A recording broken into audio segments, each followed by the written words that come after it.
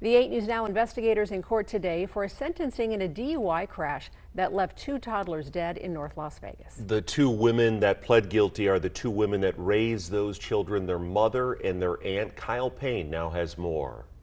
The mother in this case had pled guilty to child neglect for being a passenger in a van with her kids in the back seat, not in car seats. Her sister, the kid's aunt, was driving. She was sentenced for DUI resulting in death. They got into a crash. Both children ultimately died, one of them decapitated. There's a baby back there too. Come on. Baby back here has no head. The body cam that night when police discovered 2 dead children at the scene of this crash. Thursday afternoon in court, Judge Erica Mendoza gave the driver of that car, the children's aunt, 3 to 10 years in state prison for each child's death.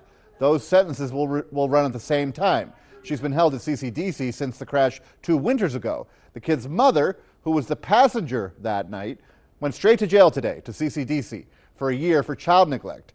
It's a horrible, awful mistake. And the problem is I'm not sure that all of these mistakes are things that could happen to a responsible parent.